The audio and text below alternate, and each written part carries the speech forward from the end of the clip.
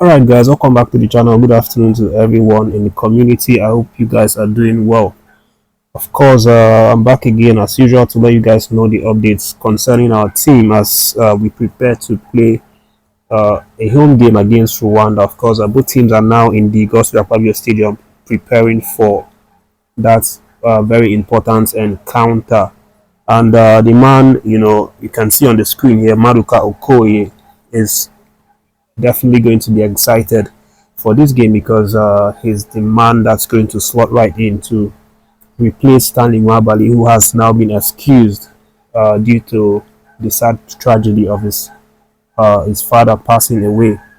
So currently, Olaina and Madika and Nwabali are not in camp, but Madika Okoye is going to make the most of it and hopefully try to impress to show that he too can be number one.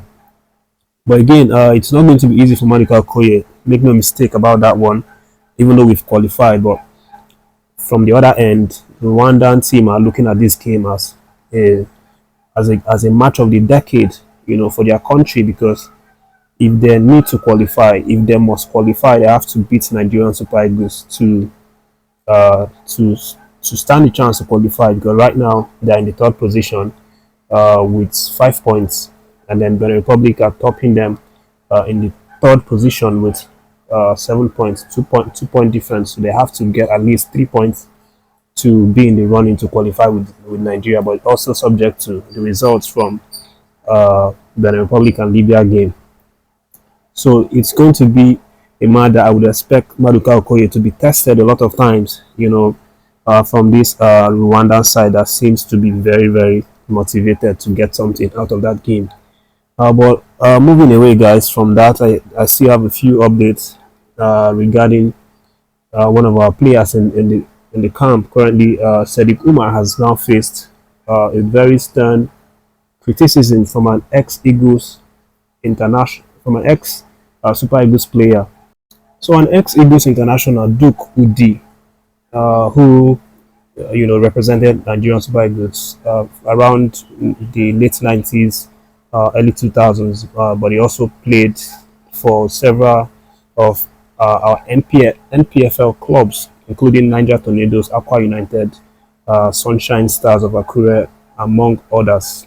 He also went to Europe at some point, played for uh, Hapoel club in Israel, also spent some time in Slovenia and Switzerland. Has now come out to criticize Umar Sadiq for, first of all, being even included in the list, even being called up to join the guys in the list. Udi believes that Sadiq Umar is not an exemplary player in the squad. Believes that Umar Sadiq doesn't show enough interest to represent Nigerian Super Eagles. He says that his attitude doesn't exactly speak well for him, and that's why a lot of fans have problem with this man. So I'm just going to read out some of the things that he said while he was on interview with Brila FM with Ifeanyi Udeze, who's also an ex-international of the Super Eagles. And so about Sadiq Umar, Udi said, and I quote, Sadiq's case seems to be one not wanting to represent the country. Then you are calling the person. What do you expect? He's a top professional and has made us proud, but I'd like players that can come out straight. If you don't want to play, it's fine. Just say it. Don't throw into camp casually and disrespect the others who are fully committed. He's not even play. He's not even going to play. I don't even know why they invited him. He has issues with his club, Red Sociedad, and has not even been playing. Why add more pressure by inviting him to the national team only to sit on the bench? It's unnecessary stress. So this is what Udi has now said about Sadiq Umar. Effectively stating that it's just a waste of time calling the man to come because he's not going to play.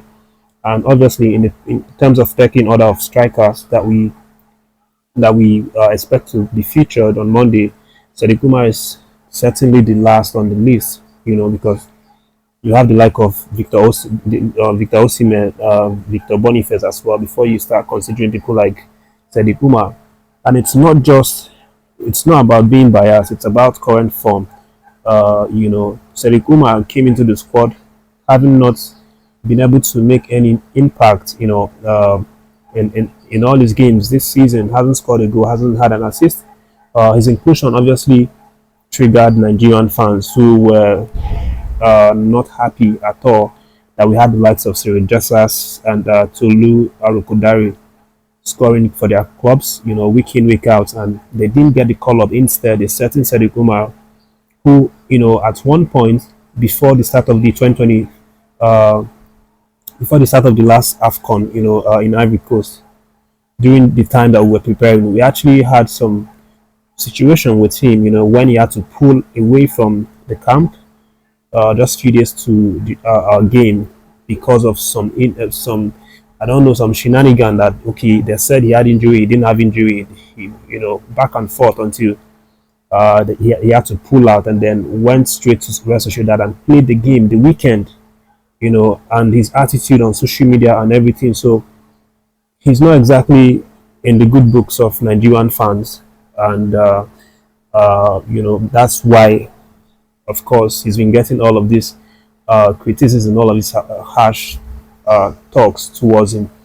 But again, it still remains to be seen. Of course, it's an open space for everyone, whether you're scoring for a club or you're not, provided you're being called up by the coach. The coach has the jurisdiction to put anyone he wants.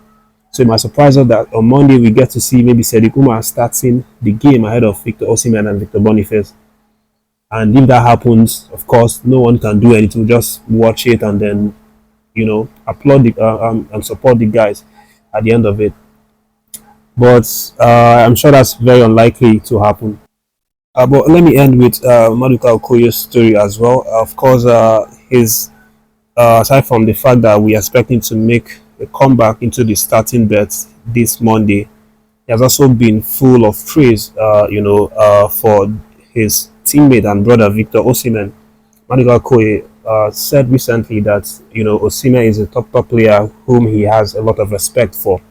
Okoye recounted, how humble and down to earth Osimhen is, and actually when they played together at the time that Osimhen was still at Napoli, Osimhen said, sorry, Maduka Okoye said that he had faced Osimhen several times in the Serie A, Napoli, Udinese games, and one of those times Osimhen actually scored against him. I think it was in last season.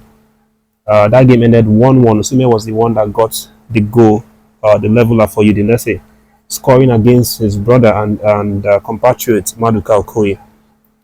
But Maduka said that Osimhen didn't celebrate it, and it was clear because I also saw that game. Osimhen didn't celebrate that goal because he scored against his brother, and Maduka is saying that really meant a lot to him. Osimhen not honoring him, by not celebrating.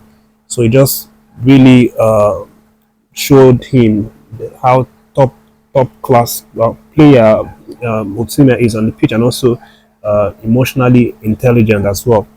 But let's leave it at that. And of course, the boys are definitely going to do some things today, and I'm going to let you know for sure on this channel. So make sure to subscribe if you've not done so. Leave a like for the video and leave your comment as well.